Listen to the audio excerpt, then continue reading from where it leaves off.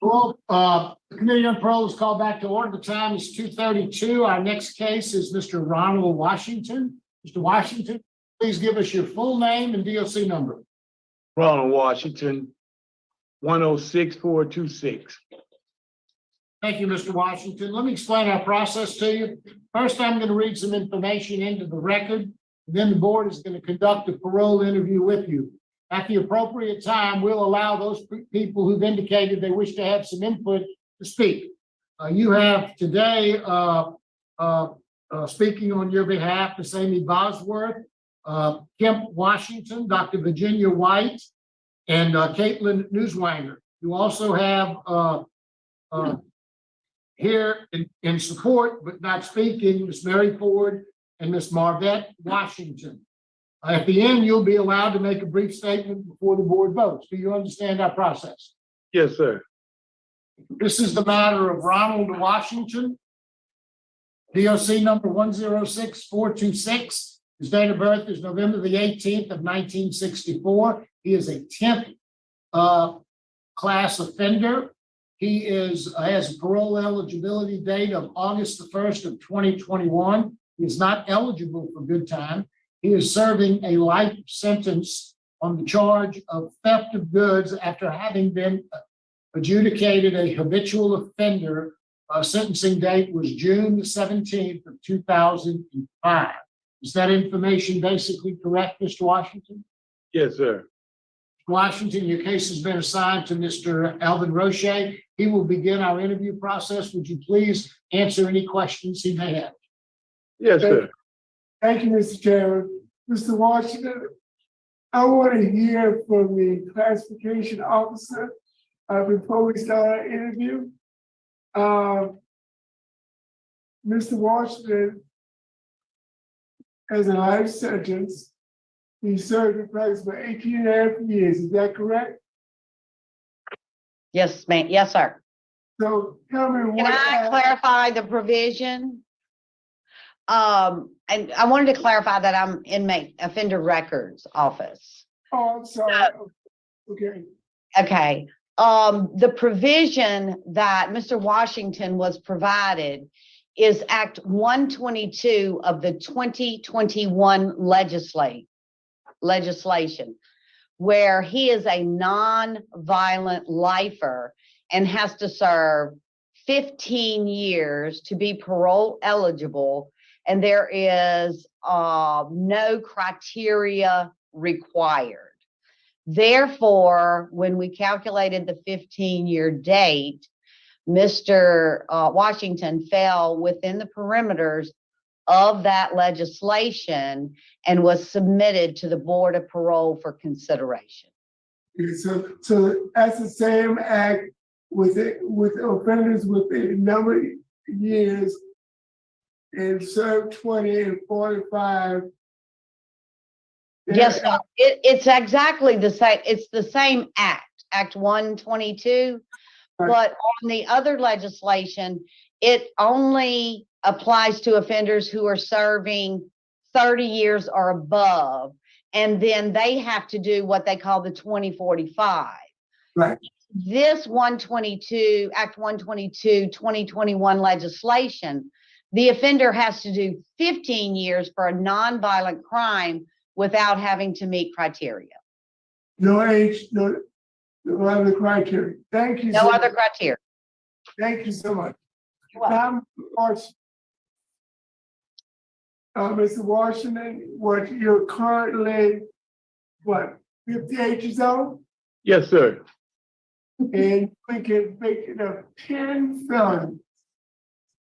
Tell me, how does a person get convicted of 10 felonies? Well, to be honest with you, a person of my character at the time, I was going through a lot of things, especially dealing with my drug addiction.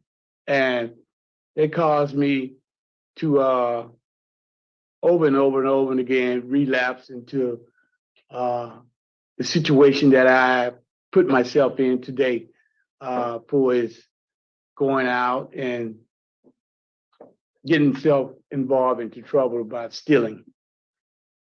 Your Repeated.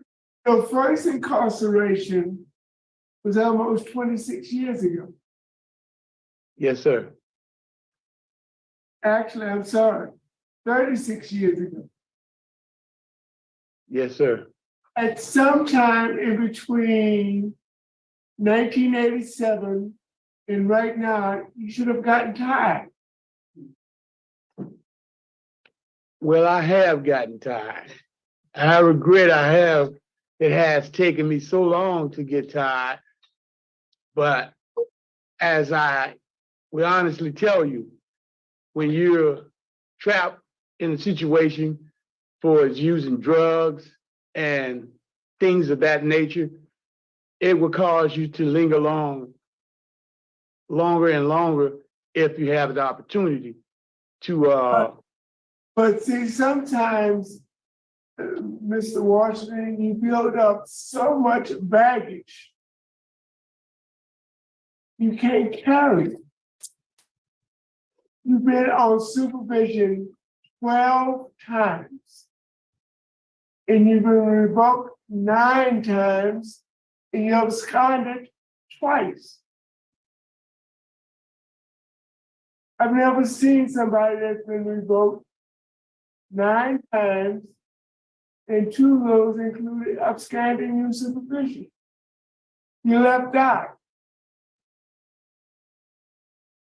So why should I put you on supervision again? Well, previously in my past, I had a direct attitude of I didn't care about nobody in particular except for wanting to use drugs and alcohol. And since I have been incarcerated this time, I have enrolled in several different programs here in prison that has enlightened me and given me the tools to function within society as a whole, and has given me the desire to want to take my life back from the. Okay. So in 18 and a half years, you decided that it's time to do what's right. Yes, sir. Okay, tell me the theft of goods. What did you do? With the theft of goods? Yes. Well, mainly I go out and go into different department stores and I would steal different things, shirts, pants, what have you, that I could to support my habit of using drugs. That was dominantly it. What I did with thefts, and that derives me to repeat the same cycle that I had been on for years and years. I've tried successfully in the past on my own to try to overcome the addiction, and I just couldn't do it. Oh, okay. Just answer the question, and we don't need as much editorial behind the answer. Okay. Now you say theft. When I see simple burglary of an inhabited dwelling, resisting an officer, simple robbery, indecent exposure, drug paraphernalia, possession of cocaine, felony theft, simple escape. It goes on and on and on. It's just not shoplifting. It's serious thing where you break into a home or business and persons are present and you may end up doing something else.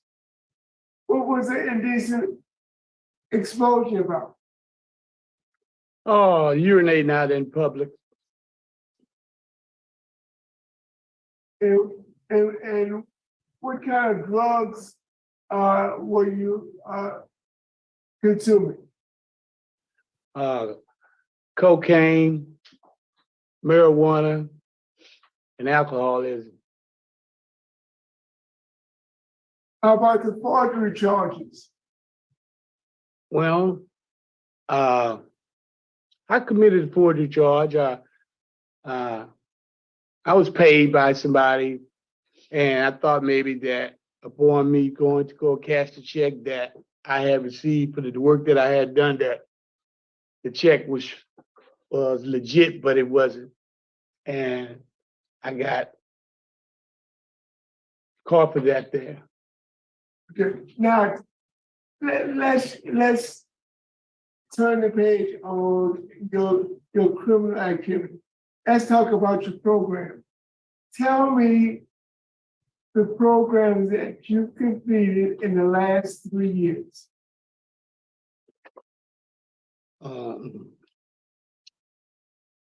I completed victim awareness. I completed AA, and I also completed living in balance, 1 and 2. Victim awareness. Sir, When did you finish victim awareness?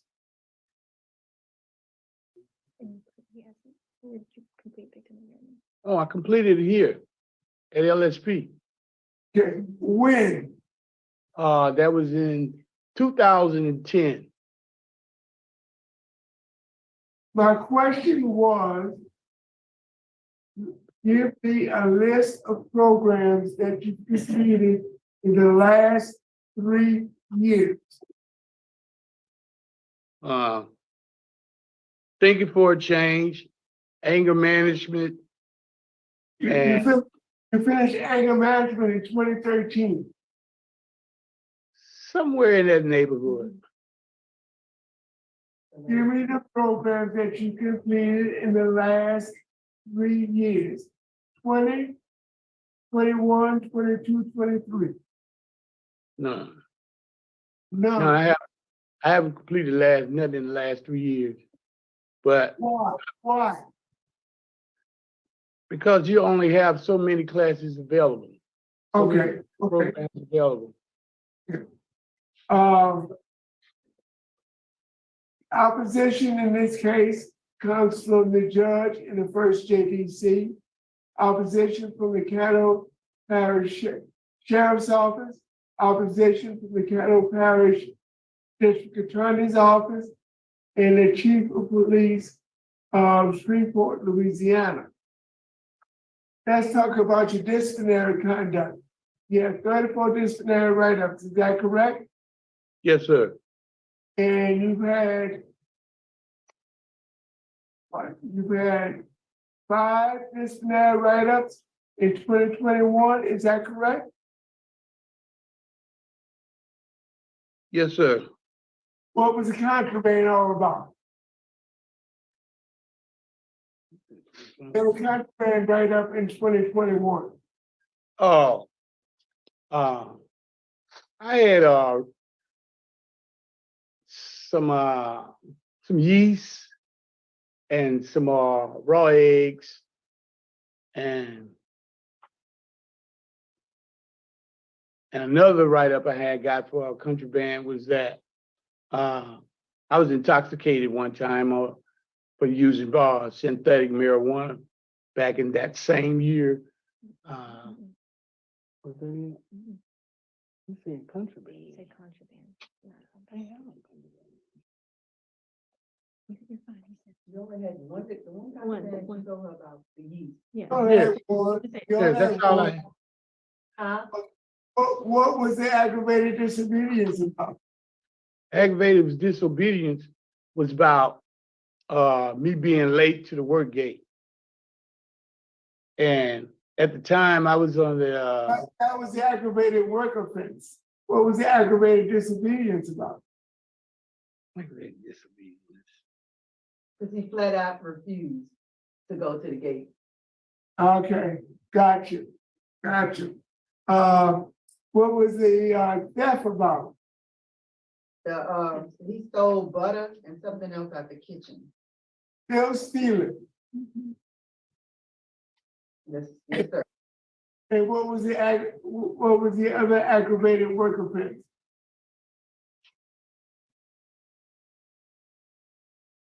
Same thing, refuse to come to a gate for work call. Okay, so. Mr. Washington, Yes, sir. still taking other people's property and you don't follow rules and you refuse to do what you're supposed to do. You have a low risk assessment. And I see where you're currently enrolled in thinking for a change. Have you completed it? Not exactly. I have about 2 more weeks, two more sessions that we have currently before this program is over with. But you just told me 5 minutes ago that you completed thinking for a change. No, I didn't say thinking for a change. I never brought that. I said, Okay. Now, I see you're also enrolled in the GED program. How you doing? I'm doing just fine right now. We are currently on some tests that we're taking for the high set to determine how much more time and how much more we're gonna need before we take the actual test. And we had a test today, but I couldn't go to the test because I had to come here. Are you enrolled in GED full time? Yes, sir. Good. Are you a trustee? No, sir.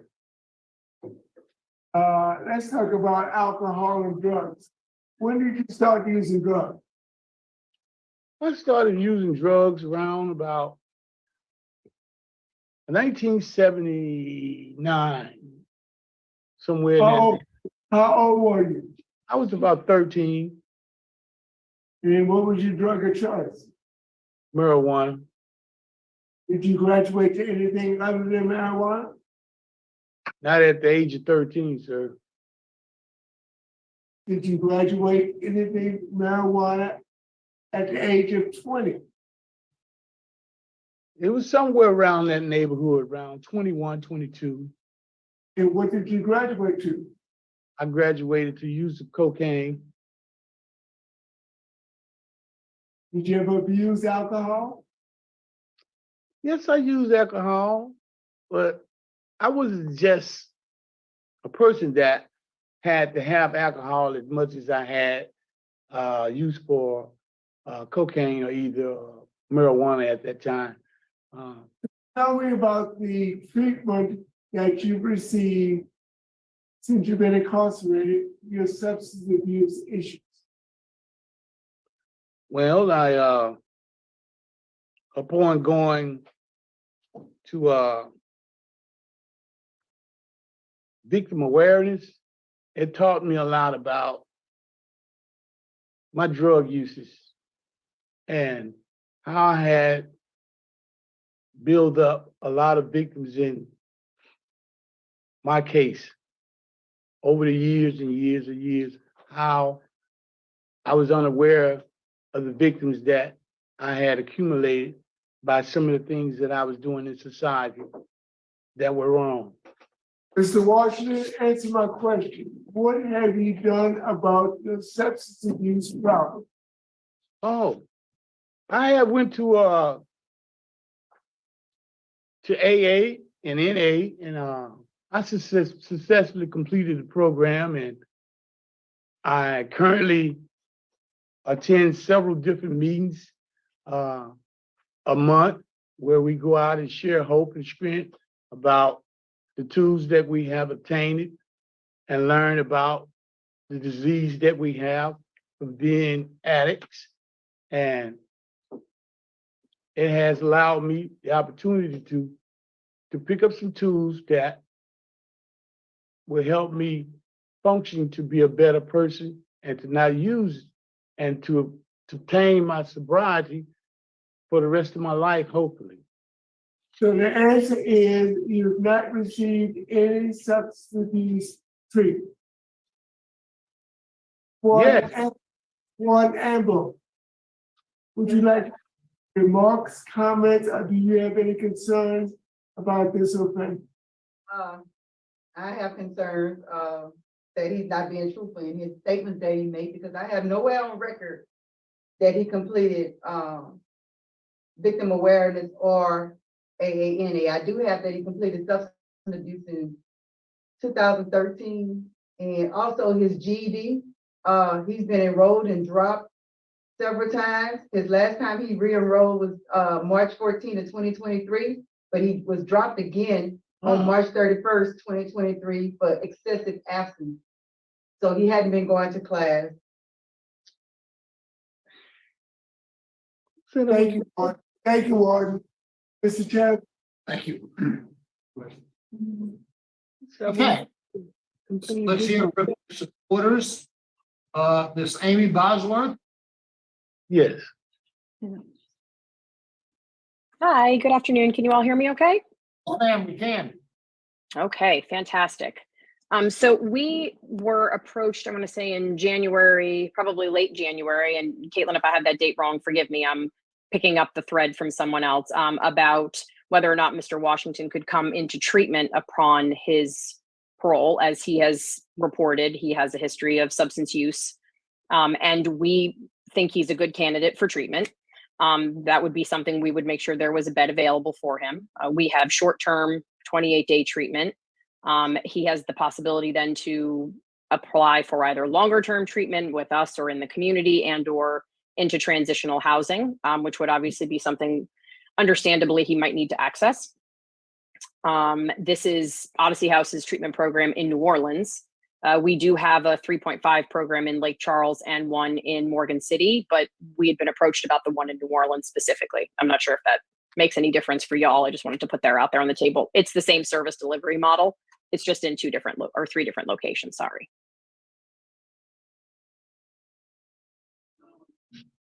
Thank you. Sure. Mr. Kemp Washington.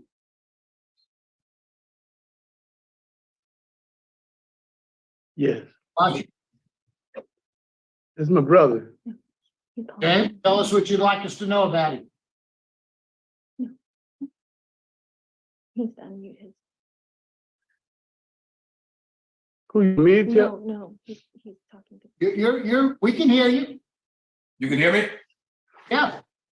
Yeah, hi, thanks, Honorable Parole Committee. Like again, my name is Dr. Kemp Washington, retired from U.S. Army after serving 24 years. I'm Ronald L Washington, oldest brother.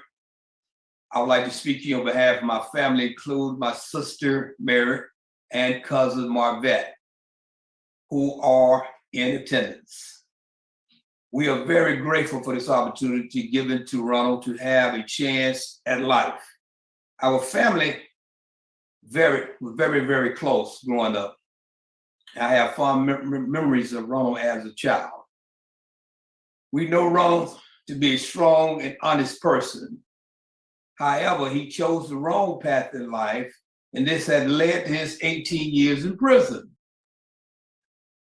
Throughout this time, Ronald has faced mistakes that he made in life head on. He faced them head on. And that's a part of being a human being. We're going to do that. We got to face the demons.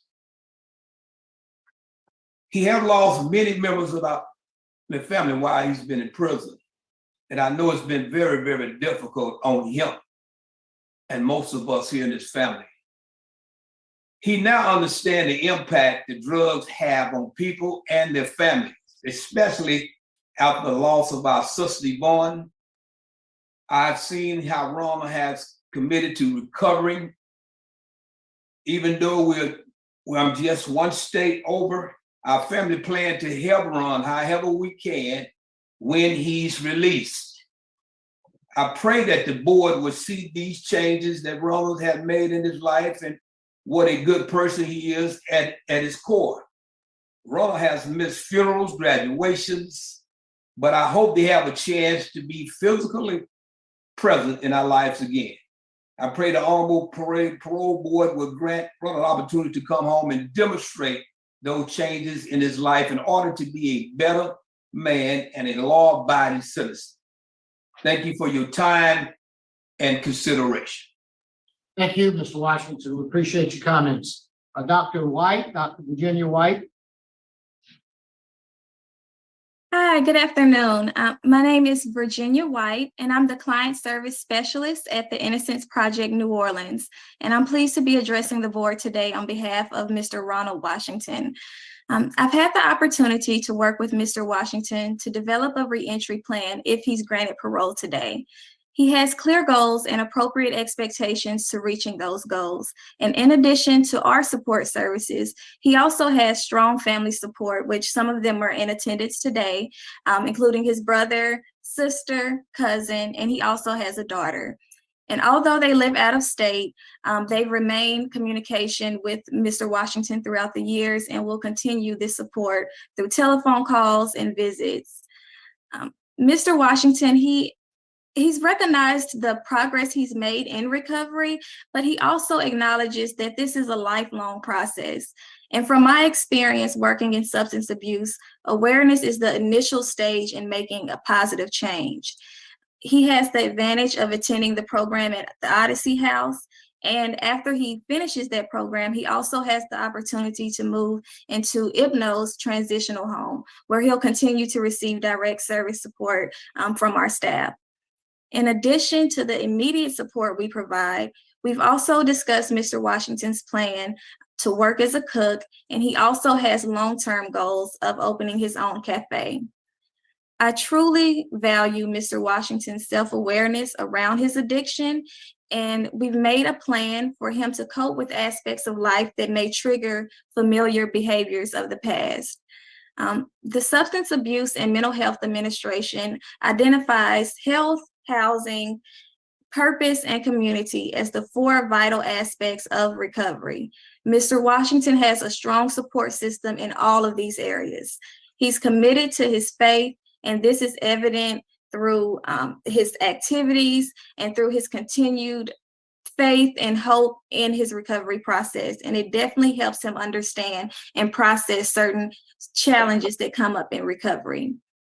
I hope that as the board observes today, that Mr. Washington is a smart, peaceful person, and he has a lot of insight to offer. He's had 18 years to reflect and grow. He's aware of the challenges that he may encounter during reentry, and we've helped him prepare on how to face those challenges. We look forward to working with Mr. Washington if he's granted parole today. Thank you for your time. Thank you very much, Dr. White. We appreciate your comments. Mr. Washington, is there anything you'd like to say before we turn it over to Ms. Wenger? Yes, sir. I like to say victim awareness at the time, it was an incorporated program that is being administered through 100 hours. And I did successfully complete that program back in 2009. But ultimately, I'd like to thank the board for even just allowing me the chance and opportunity to share some of the things that has been transpiring in my mind and my life over the last 18 years. And hopefully that if I am granted the opportunity here today from the board, that y'all would take in consideration that I once was a person that didn't have any care for anything besides my drug uses. But now things have changed and turned around based upon the enlightenment that I have received from God and the tools and understanding that I have received from several different programs here to help me cope with the dependency that I had within this disease, being an addict. And I hope that y'all would take that into consideration, that I have changed only for the better of my condition. And hopefully someday that I can pass it along to other peoples out there in society, that the lifestyle that I once lived was only led by destruction. And now that God has granted me this opportunity to be enlightened by some of the programs and the tools that they have put out there for people to become successful and turn their lives around, that y'all will give me a second chance. Thank you very much, sir. Now we'll hear from Ms. Newsline. Yes, good afternoon. Sorry, I was going to say good morning. Nice to see you all. I just want to point out that I do think that Mr. Washington's record, if you look at it, it screams criminal, right? And that's what I've heard a lot today, is that he does have a long criminal history, and there's nothing that can take away from these crimes. Mr. Washington is extremely remorseful of these crimes. He is very candid and real about when he came to prison.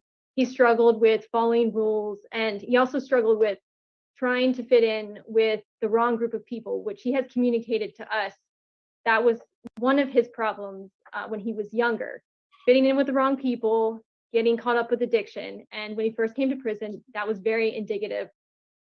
It's on paper. You can see that he has write-ups. I do want to clear up and that he is currently in Thinking for a Change. He is currently enrolled in GED classes. The programs that he did complete, he did complete Living in Bounds as part of his recovery. And he did have some relapses after completing that. And Mr. Washington has actually not expressed to you, and maybe because I might have told him not to speak too much about it, but his faith, when I first met him, his faith was the first thing that stuck out to me. And I know that we hear a lot about people's commitment to God and faith, and a lot of people who come to prison and they find God. But that's one of the most remarkable things about Mr. Washington, is the sincerity and how he decided, I'm not going to run around with this crowd anymore. I'm going to stick to myself, and I'm going to have conversations with God and with the church, and I'm going to read my daily bread every day. And I said, well, that's great, but we really do need to get you into some kind of programs, because you need to also show that you are trying to get, better on paper. But it truly is an honest response that Mr. Washington has been trying to maintain his recovery through his relationship with God. And it has definitely made him a more reflective person. He's very insightful. You mentioned, Mr. Roche, about his editorial. This is what Mr. Washington and I joke about as failing to get to the point. But he has a point. He is there. When he gets to it, you're like, oh my gosh, that's exactly what I wanted to hear. And what he did not have before was structure. And Mr. Washington has been at Camp D, and it's very difficult sometimes to get into programs. He has a very clear reentry plan with structure. It's centered around his recovery. Odyssey House is a very structured environment where he won't even be able to leave for 28 days. And immediately following that, if he chooses to, he can go into the long-term program, or he can go to our transitional house where he will have direct assistance from Dr. Virginia White. So I just wish that you all would see the insightful, smart person that I see today, and somebody that is a very different person than they were before. And for that reason, I respectfully wish that you would grant Mr. Washington's parole today. Thank you very much. Appreciate your comments, Mr. Rocha. And we, Yes, okay, Rocha. Mr. Chairman, Sir, Mr. I came into this hearing today undecided. As young lady said, that your record screams criminal. And I didn't let that get in my way, because the crime that you will utilize for, is suspect, theft for good. So I came in with an open mind and I was undecided. Mr. Washington, you didn't do yourself any favors today. You were not honest with us. You didn't tell me that at the end of March, you will drop the GED program. You told me you took victim awareness, and you took 100-hour pre-release in one of the modules, one of the very small modules deals with victim awareness. Victim awareness is a whole good time program in itself. So based on your performance today, and you were not truthful with us on many occasions, your extensive criminal history, your terrible supervision history, including 9 revocations, 2 situations where you absconded supervision, express opposition from victims and law enforcement, a general disciplinary conduct that's unacceptable. You had 5 Class B write-ups only in 2021. And in light of rehabilitative programs, I like to see you get more substance abuse treatment before you get released and go to the IC house.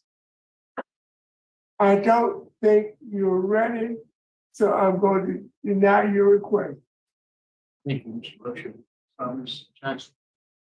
All right, Mr. Washington, when I came into this hearing wanting to give you some, because serving a life sentence with theft seems to be really, out of line with the actual charge, the crime that you committed. And I came in wanting to help you, but like Mr. Roche said, you didn't give me anything to work with. You really hear all this talk about how you're committed to your recovery. I see absolutely nothing that you do. You haven't taken programs for a long time. You are truthful with us about some of the things that you had done. And so I'm not seeing this turnaround. I think other people are looking at you through rose-colored glasses and seeing what they want to see. But I see someone who's not ready, someone who's not changed their mindset, someone who is not equipped to be released, because if you were to be let out today, and you can walk away from the Odyssey House, it's not a locked facility.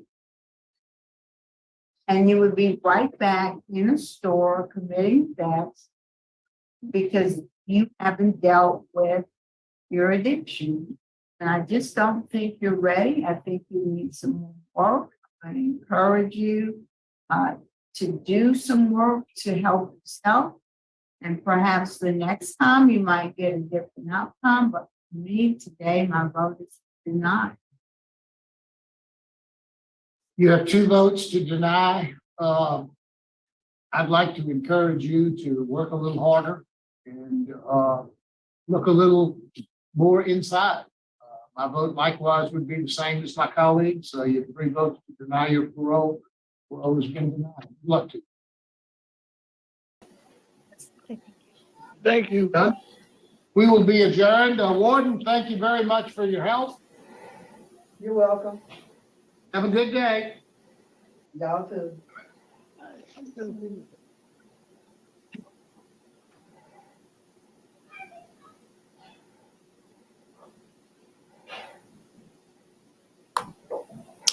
I have to say, Miss Jackson said it best, and how we missed her. I was rooting for him too when I first heard, here's a man who's a life sentence, non-violent offenders. It's clear that he has just a serious drug problem. And when they lock someone up for life and throw away the key for what is nonviolent crimes, I don't like it. I just don't. And so I was rooting for him. I think the board was rooting for him as well. And Miss Jackson just hit the nail on the head. Everyone else is looking at him with rose-colored glasses, because it makes me wonder. I wasn't aware that the Innocence Project did more than just try to help people who are guilty. But you have all these resources going to try to get someone out who, just because it's your job to advocate for a prisoner doesn't mean you should advocate for everyone, because the board hit it on the head. He would go right back in there. Even his attorney had not much to say except to bring out the religious card, which is a no-go. It makes me wonder, like, how long has she been lawyering, or has she been paying any attention to the board? Because although the board does sometimes bring up religion, which is interesting, they don't care. One thing they don't care about at all is when a prisoner talks about how they found God. They just don't care. What they care about are programs. What programs have you taken? And what they care about is seeing that an inmate has putting in real effort to change. They're looking for to see that they have had like introspection, that the person who's seeking parole has identified why it is that they're a drug addict, what it is that they're and then has a whole system in place to make sure that they won't return to drugs. And you didn't see any of it there. What you saw, someone who really didn't take many programs, who wasn't honest, who was flunking out of classes because of attendance issues. And it's just like, why are all of these people advocating for him if really it doesn't seem like it would be in his best interest? And we've seen plenty of cases that people could use advocates, and there's no one there for them.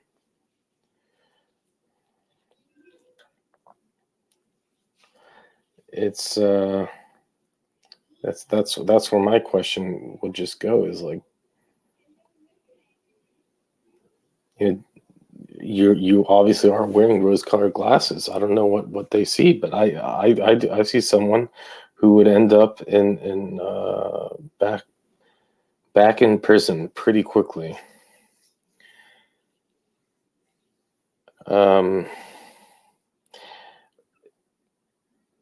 I believe he the life sentence, I believe, is totally bring up the life sentence thing if we just want to like talk about that. If someone is showing that they can't stay at a prison because they keep committing crimes, so to say, well, let's just lock you up and throw away the key, you 10 felonies, who knows how many arrests, we know we just can't trust you in society. Now Act 122 changes so that, hey, this like life sentence is unfair, which I think is a great thing. Again, I don't think people should be locked up for life, nonviolent offenses, but there should be getting. But here he is being locked up, having an opportunity to get programs and to actually better himself, and he didn't take advantage of it. And we have seen people in prison do that. We have seen where prison works. We have seen where getting a long sentence probably was the best thing for that inmate. And the inmate would say it himself. And he's taken full advantage of it and has grown and is released, ready to take on the world and much better for it. And this was just not the case. Something else I thought that was just fascinating, and it never ceases to amaze me, is the contrast between his older brother, Dr. Kemp Washington, a doctor retired from the Army, and his other brother is just, drugs got a hold of him and that was it. And it's the whole nature versus nurture conversation that never ceases to amaze me. Really, it's incredible. It's even looking at it, it's like two different men.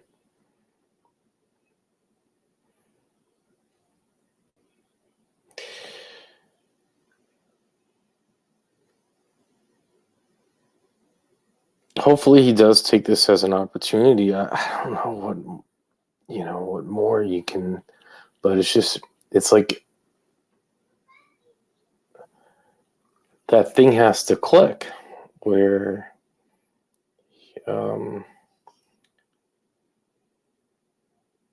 for him, and it doesn't seem that it has, but hopefully it will.